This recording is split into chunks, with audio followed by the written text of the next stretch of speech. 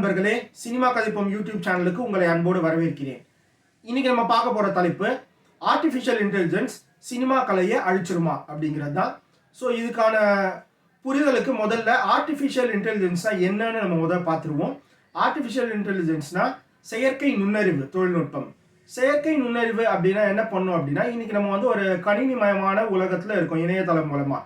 So நம்மளுடைய தரவுகள் எல்லாமே வந்து பார்த்தீங்கன்னா இணையதளத்தில் வந்து ஃபுல்லாக வந்து பதிவாயிட்டே இருக்குது. நம்ம வந்து ஒரு இமெயில் அனுப்புறதா இருக்கட்டும், கூகுளில் சர்ச் பண்ணுறதா இருக்கட்டும், இல்லை கஸ்டமர் சப்போர்ட்டில் வந்து நம்ம வந்து சேட் பண்ணுறதா இருக்கட்டும், இந்த மாதிரி தரவுகள் எல்லாமே இருக்குது. ஸோ இது எல்லாமே வந்து பார்த்திங்கன்னா இந்த தரவுகளை வந்து கணினி வந்து பார்த்திங்கன்னா அது வந்து அந்த தரவுகளை பெற்று நம்ம எப்படி இது மூலமாக உரையாடுறோம் அப்படிங்கிறத வச்சு நமக்கு வந்து அதுவே செயற்கையாக வந்து மனிதர்கள் இப்படி சிந்திப்பாங்க, இப்படி கேள்வி கேட்டால் இப்படி பதில் சொல்லுவாங்கன்றது மாதிரி ஒரு புரிதலை வச்சு அது நமக்கு பதில் கொடுக்குது, நமக்கான விஷயங்களை பண்ணுது. அதுதான் செயற்கை நுண்ணறிவு. ஒரு உதாரணத்துக்கு சொல்லணும் அப்படின்னு பார்த்தீங்கன்னு வச்சுக்கோங்களேன். இப்போ நம்ம வந்து ஒரு கஸ்டமர் சப்போர்ட்டுக்கு மெசேஜ் பண்ணுறோன்னு வச்சுக்கோங்க. ஸோ இந்த மாதிரி ஒரு பிரச்சனை, எனக்கு வந்து ஃபோன் சரியாக கொஞ்சம் ஃபோனில் வந்து இந்த இப்போ கேமரா ரிப்பேராக இருக்குது அப்படின்னு நீங்கள் ஒரு கஸ்டமர் சப்போர்ட்டுக்கு மெசேஜ் பண்ணுறீங்கன்னு வச்சுக்கோங்க. இந்த மாதிரி ஃபோன் கேமரா சம்மந்தமான ஒரு 1000 பேர் வந்து அவங்க சேட்டை வந்து பேசியிருப்பாங்க. ஸோ அதுக்கு ஒரு 1000 கஸ்டமர் சப்போர்ட் 1000 தடவை கஸ்டமர் சப்போர்ட்லேருந்து ரிப்ளை பண்ணியிருப்பாங்க. இந்த 1000 முறையும் வந்து என்ன கேள்விக்கு என்ன பதில் வருது, எது தீர்வு காணப்படுது அப்படிங்கிற இந்த டேட்டாவை வந்து என்ன பண்ணணும்னா செயற்கை நுண்ணறிவு வந்து இதை படிக்கும். இந்த கம்ப்யூட்டர் வந்து இதை ரீட் பண்ணி, ஸோ இப்போ தான் நம்ம வந்து இன்றைக்கி வந்து நமக்கு வந்து கஸ்டமர் சப்போர்ட்டில் சேட் வந்து ரியல் பர்சன் கூட இருக்காது. நீங்கள் பார்த்தீங்கன்னா ஒரு ரோபோ தான் வந்து ஆர்டிஃபிஷியல் இன்டெலிஜென்ஸ் ரோபோ தான் வந்து ரிப்ளை பண்ணும். ஸோ அது என்ன பண்ணோம், நம்ம கேட்குற கேள்விக்கு இதுக்கு முன்னாடி என்ன மாதிரி பதில் கொடுத்துருக்காங்க, அதுதான் வந்து அது மூலமாக இந்த பிரச்சனை தீர்வாக இருக்குன்றதை வச்சு அது வந்து பதில் கொடுக்கும். ஸோ அப்படி தான் வந்து நிறைய நேரங்களில் தவறாகவும் அது பதில் அது சொல்லும். பார்த்தீங்கன்னா என்னால் வந்து முழுமையான தீர்வு கொடுக்க முடியாது, நான் வந்து ஒரு ரோபோ தான் அப்படிங்கிறத சொல்லும். ஸோ அதுக்கான காரணம் என்ன அப்படின்னு பார்த்தீங்கன்னா, ஸோ அது வந்து இருக்கிற தரவை வச்சு தான் நம்ம பேசுமே தவிர ஸோ கிரியேட்டிவாக அதால் வந்து பண்ண முடியாது அப்படிங்கிற ஒரு விஷயத்த நம்ம ஞாபகம் வச்சுக்கணும். ஸோ இதுதான் ஆர்டிஃபிஷியல் இன்டெலிஜென்ஸ் அப்படிங்கிற தொழில்நுட்பம். ஸோ இப்போ நம்ம பார்த்தோம், இன்றைக்கி நம்ம எல்லாருமே கம்ப்யூட்டர் யுகத்தில் இருக்கோம். அப்படி இருக்கும்போது செயற்கை நுண்ணறிவால் எல்லா விஷயங்களும் இப்போ ஒரு கஸ்டமர் சப்போர்ட்டுக்கு வந்து ரிப்ளை பண்ணுது, ஒரு மிஷனில் வந்து ஒரு டிரான்ஸ்லேட் பண்ணணுன்னா டிரான்ஸ்லேட் பண்ணி கொடுக்குது, இப்போ வந்து ஒரு படம் வரையணுன்னா படம் வரையுது, எல்லாமே பண்ணுது. ஸோ அப்போது ஆர்டிஃபிஷியல் இன்டெலிஜென்ஸ் வந்து எல்லாமே பண்ணிவிடுமா அப்படின்ற கேள்வி உங்ககிட்ட இருக்கும். ஸோ அது சரியா அப்படிங்கிறத பார்ப்போம். ஸோ ஆர்டிஃபிஷியல் இன்டெலிஜென்ஸ் தொழில்நுட்பம் அப்படிங்கிறது என்னன்றதை நம்ம வந்து டிஃபைன் பண்ணணும். அது என்னன்னா அது ஒரு கருவி, அது ஒரு படைப்பாளி கிடையாது. ஸோ இதுதான் ரொம்ப ரொம்ப முக்கியமான விஷயம் நம்ம இதில் புரிஞ்சிக்க வேண்டியது. ஸோ ஒரு கருவிக்கும் படைப்பாளிக்குமான வித்தியாசம் என்னங்கிறத நம்ம பார்ப்போம். ஸோ ஒரு கருவி அந்த காலத்தில் வந்து வள்ளுவர் வந்து திருக்குறளை பார்த்திங்கன்னா அதாவது இலைகளுடைய அந்த இதில் இலை லீஃப்லெட்ஸ்ன்னு சொல்லக்கூடிய இதில் எழுதியிருப்பார். ஸோ அந்த கோல் வச்சு வந்து தான் பதிச்சிருக்காங்க இல்லையா எழுத்தாளர்களா. இப்போ இதுவே காலப்போக்கில் நம்ம வந்து சின்ன வயசில் பார்க்கும்போது பார்த்திங்கன்னா நம்ம பேனா வச்சு எழுதுவோம், பேப்பரில் எழுதுவோம். பிரிண்டிங்லாம் வந்ததுக்கப்புறமா பேனால் பேப்பரில் எழுதுவோம். ஸோ இப்போ வந்து பார்த்திங்கன்னா இதுவே வந்து கொஞ்சம் பழையதான இப்போ இன்றைக்கி இருக்கக்கூடிய எழுத்தாளர்கள்லாம் வந்து பார்த்திங்கன்னா அப்டேட்டடாக இருக்கக்கூடிய எழுத்தாளர்கள் யாருமே வந்து பேனா பேப்பர் வச்சு பெருசாக எழுதுறது கிடையாது. ஏன்னா எதுவாக இருந்தாலுமே நீங்கள் வந்து பிரிண்டிங்க்கு வந்து என்ன பண்ணணுன்னா, இப்போ டைப்ரைட்டிங்லாம் முதல்ல இருந்தது, இப்போ பிரிண்டிங்க்கு வந்து என்ன பண்ணணும்னா கம்ப்யூட்டரில் அது வந்து டிடிபின்னு சொல்லுவாங்க.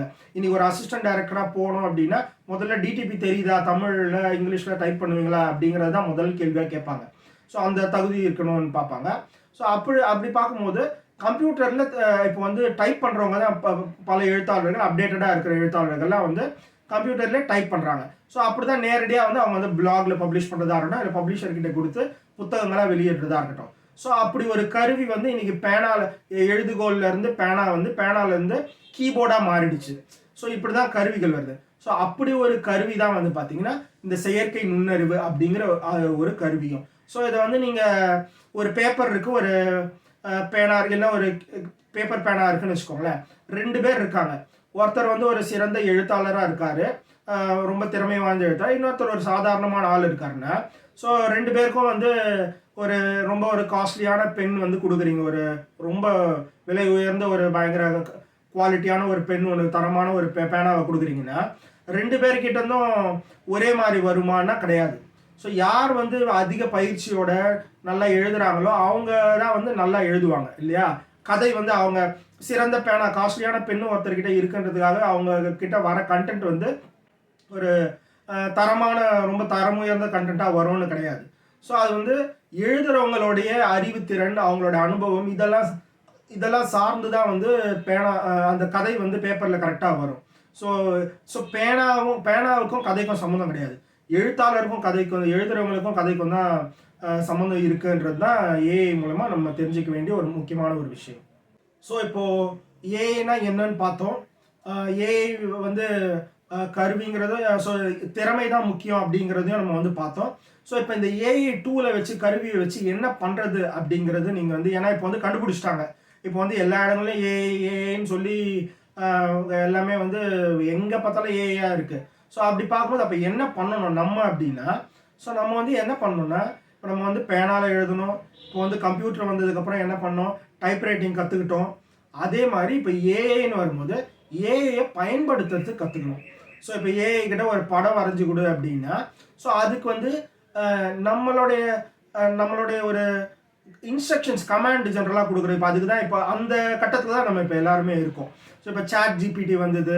ஸோ அதுக்கு வந்து நம்ம ஒரு எனக்கு இந்த மாதிரிலாம் பண்ணி கொடு, இந்த மாதிரி எனக்கு ஒரு லெட்டர் எழுதி கொடு, இப்படி ஒரு இது பண்ணு அப்படின்னு நம்ம இன்ஸ்ட்ரக்ஷன் கமாண்டை வந்து நம்ம வந்து கட்டளைகளை வந்து கொடுத்துட்டே இருக்கிறோம். ஸோ அதை வச்சு தான் நம்ம வந்து நமக்கான அதாவது நமக்கு தேவையான விஷயங்களை ஏஐ மூலமாக பெறணும். ஸோ அந்த கட்டளைகள் இடக்கூடிய அந்த கருவியை பயன்படுத்துறதுக்கான திறனை நம்ம வந்து வளர்த்துக்கணும். ஸோ அப்போ தான் வந்து ஏஐ வந்து நமக்கு கை கூடும் அப்படிங்கிறது தான் ஒரு விஷயம். ஸோ அதுதான் வந்து நம்ம பண்ண வேண்டிய ஒரு விஷயம். ஸோ நம்ம வீடியோட நிறைவுக்கு வந்துட்டோம்.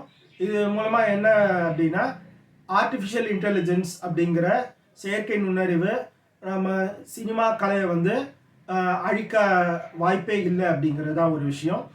நிறைய படங்கள் வருது, இப்போ ஆர்டிஃபிஷியல் இன்டெலிஜென்ஸ் மூலமாக வருது அப்படிங்கிறதெல்லாம் நம்ம பார்க்குறோம். ஸோ அது வந்தாலும் நான் சொன்ன மாதிரி தான் பின்னாடி இருக்கிறவங்க திறம்பட அதை வந்து பயன்படுத்தினால்தான் அந்த படங்கள்லாம் வந்து இப்போ ஃப்ளோன்னு கூட ஒரு படம் வந்து ஆஸ்கர் அவார்டு வாங்கிச்சு. அதுக்கு எல்லாம் கொஞ்சம் பயன்படுத்துனாங்கன்னு சொல்கிறாங்க. ஸோ திறம்பட அதை பயன்படுத்தினால்தான் அந்த படம் வந்து அந்த வெற்றிகள்லாம் பெறுது தவிர, ஸோ படைப்பாளியோடைய திறன் தான் ரொம்ப முக்கியம். அதனால் கருவிகள் வரும். இன்னைக்கு ஏஐ வந்து ஒரு 10 வருஷம் 20 வருஷம் இருக்கும்னு வச்சுக்கோங்களேன். அதுக்கப்புறம் வந்து இன்னொரு கருவி வரும். அப்போ ஏஐ வந்து கொஞ்சம் அவுடேட்டடாக மாறிடும். அப்போ இருக்கிறவங்க அப்போ வர கருவி வந்து இப்போ அந்த திறம்பட அவங்க யார் பயன்படுத்துகிறாங்களோ திறமையானவர்கள் வந்து அவங்க தான் வந்து ஷைன் ஆவாங்களே தவிர, ஸோ ஒரு கருவினால ஒரு கலை வந்து பாதிக்கப்படாது அப்படிங்கிறது தான் நம்ம இது மூலமாக தெரிஞ்சுக்கணும். ஸோ நன்றி நேயர்களே. மீண்டும் ஒரு காணொளியில் சினிமா கதைப்போம்.